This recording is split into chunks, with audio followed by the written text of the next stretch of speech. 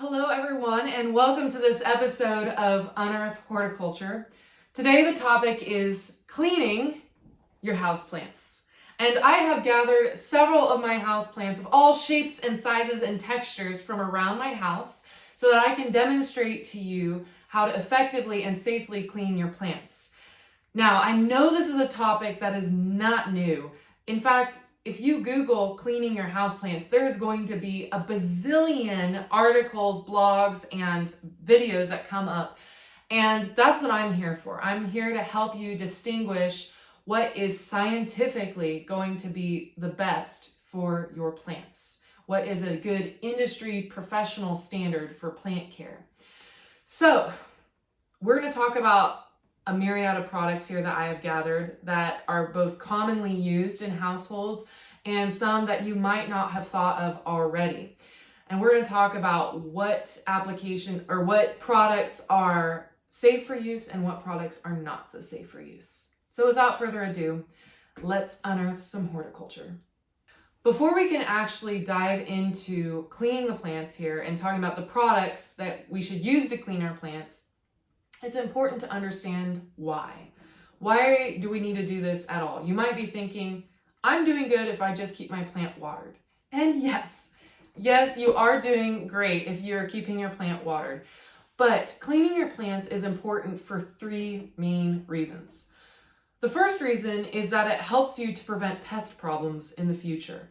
If you're taking your plant out routinely and wiping down the leaves, it's helping you to actually scout for pests. So you're looking for like brown soft scale and mealybugs and spider mites on leaf surfaces and leaf backs.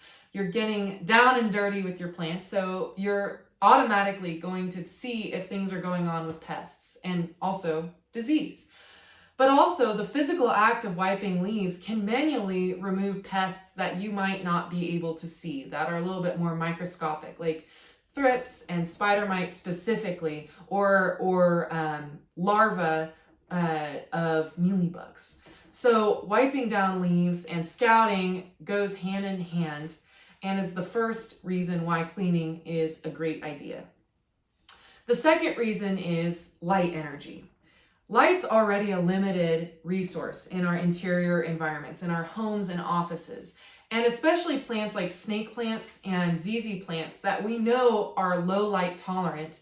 Those are the plants that we're sticking in corners or on shelves that we don't oftentimes think much about watering and doing, but those corners are the dirtiest. They're often the dustiest.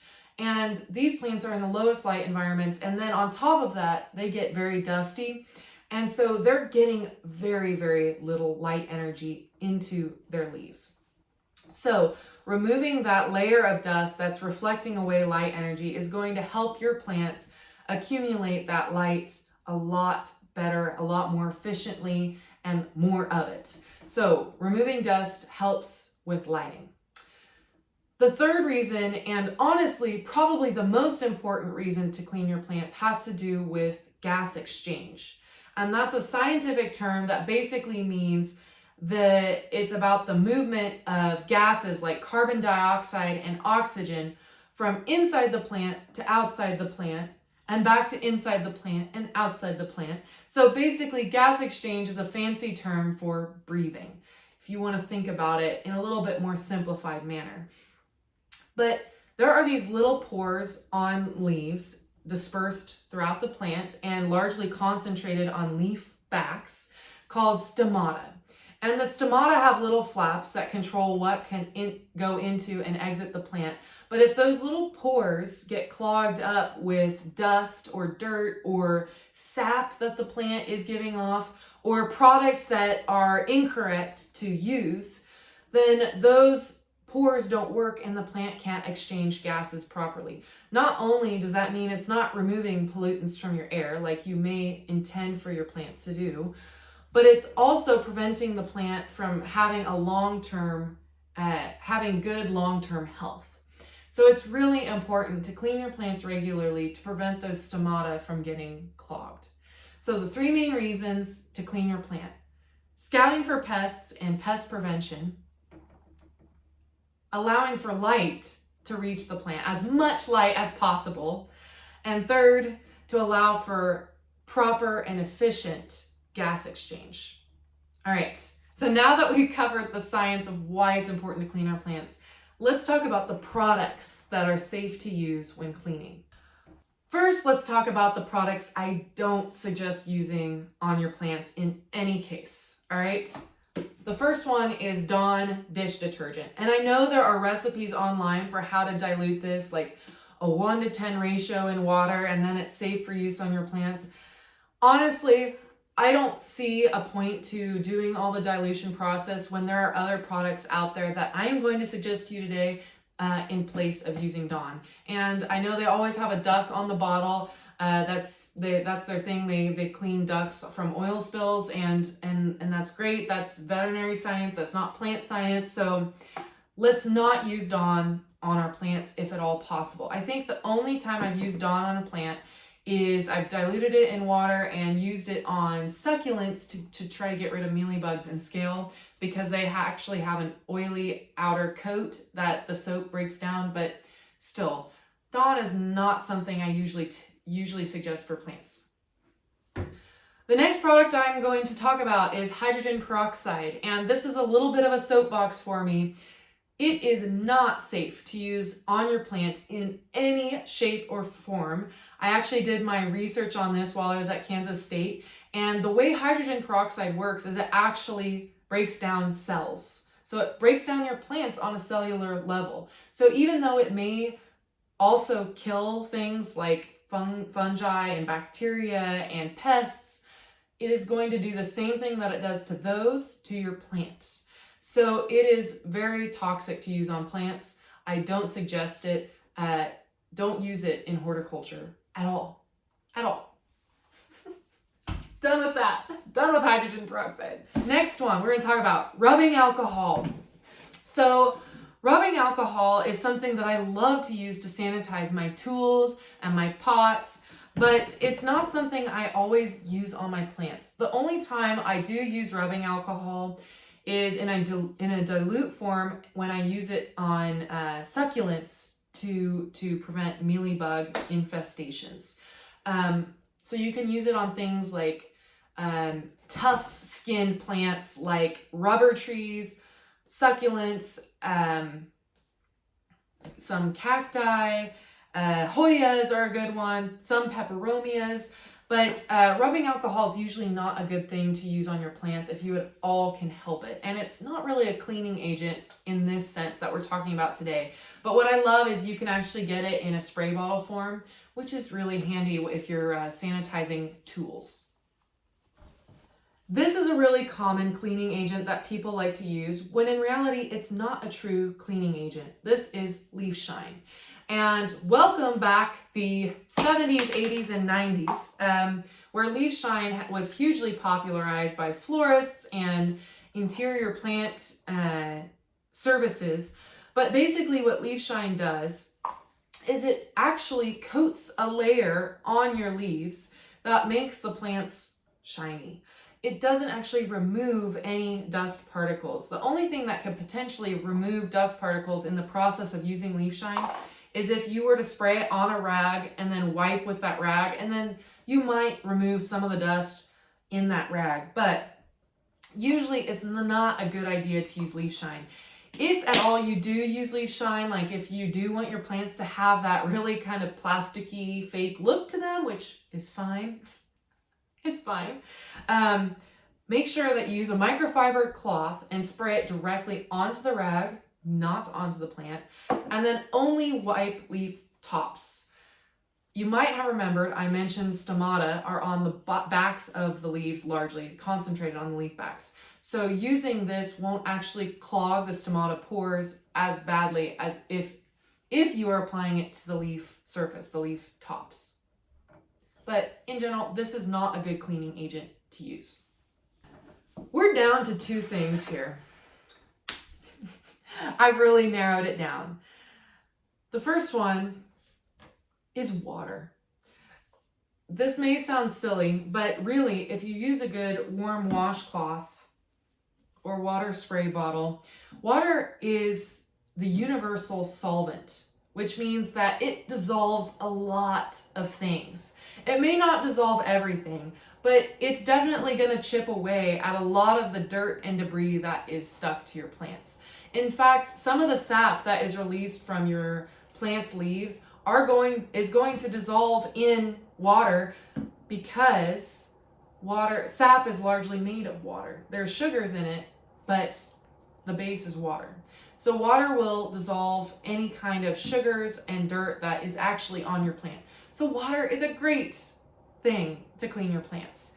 Now, a lot of our water has mineral dissolved in it, and sometimes you end up with spotting on your leaves, especially your darker leaf plants like your rubber trees, your ZZ plants, your snake plants. And so water is not always going to do the trick. So when water can't do the trick, this is the next thing you need to use. This is baby soap. Treating your plants like they're soft-skinned babies is a great way to actually consider your plants, because they do have really soft skin, and some plants are going to be more sensitive than others. So a lot of your specialty philodendrons or elephant ear plants are going to be more tender to things that are used on their surfaces than things like your snake plants and your ZZ plants.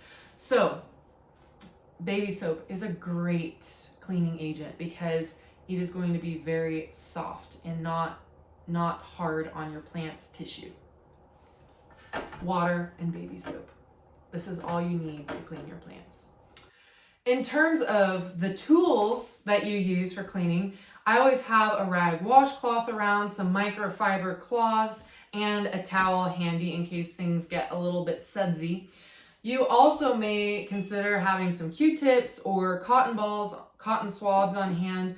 Cotton's really gentle. It's really nice. I mean, rule of thumb, if you'd use it on a baby or on your face, then you can use it on your plants. That's just a good rule of thumb. I should have thought to say that from the beginning. So let's do some actual cleaning here. I've got some Phalaenopsis orchids, some moth orchids, and these always get so dusty because they have huge leaves. And they also have generally pretty dark leaves, so they can get some water spotting. I actually don't notice any water or mineral spots on these, so I'm not gonna bother with the soap or even the water. I'm just gonna give these a dust off with my microfiber cloth. You can actually get gloves that are microfiber so you can kind of massage the dust off. I don't know what, but I'm not that fancy. So I stick to the age-old microfiber towel. So I'm happy. Some plants you won't need to do a ton with. These I just brushed off and they're good to go. Let's move on to my ZZ now. I am actually going to take a washcloth because ZZ oftentimes are the plants that get some spotting pretty bad. I am actually going to use some soap on this. You might consider getting a spray bottle dedicated to cleaning for your plants and mix some of your baby soap in the water. That way you can just spray onto your washcloth and then wipe. I don't like to use too much soap. A little bit does the trick because I don't want to end up having to rinse the plant off too thoroughly after I'm done wiping down each leaf. So a little bit goes a long ways. I am just, for the time being, since I don't have it mixed in my bottle, I'm just going to put a little pea-sized dot here on my washcloth and spray it wet here with some water. And then I'm going to go through and I'm going to wipe down the fronts and backs of each leaf gently, not too much. Now remember, when you get mineral spots wet, they tend to disappear. That doesn't always mean you got the mineral off the leaf. So make sure you do allow it to dry before you consider your job done, so you can make sure that the plant got clean. This takes a chunk of time. So maybe consider not doing it all at once, or maybe if you want to do a spring cleaning or a fall cleaning, get all the plants that need cleaning in front of you on your coffee table, by the TV, and get a good show to binge watch or an audiobook in the background, so this job is a little bit more fun and entertaining, because this is going to take some time.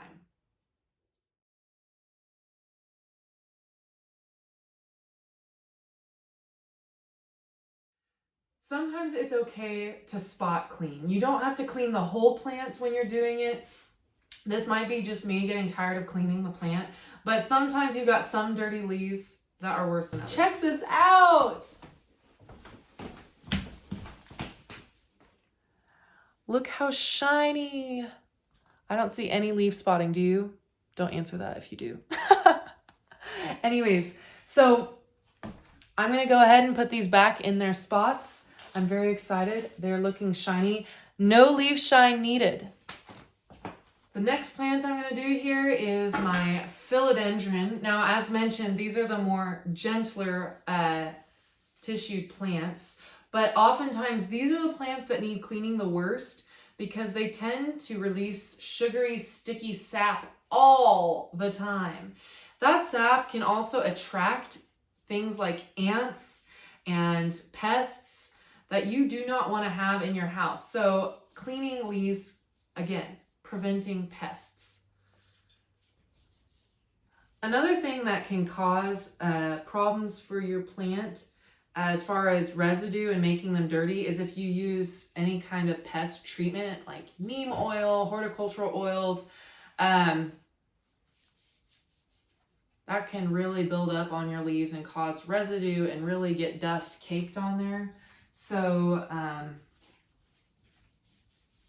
cleaning with soap with neem oil is really important after the fact because it will, neem oil is an oil and it will not dissolve in just water.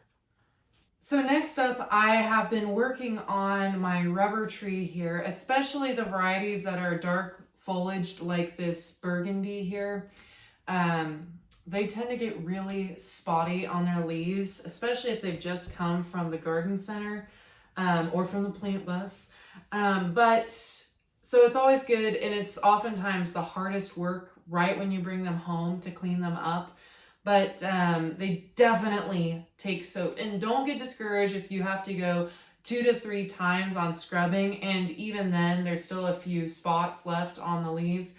Because they have latex sap, if they ever leak any of that, that is extremely difficult to get off plants. So don't sweat it. Just, give it your best shot, and that's good enough.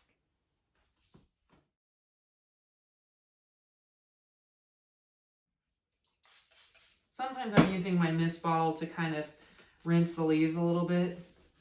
You'll be able to tell if it's feeling pretty slimy and soapy when you're working. The last bear to tackle here is my jade plant, and it is so dusty. It is almost there's no way I'm going to be able to dust this whole plant leaf by leaf without knocking half the leaves off.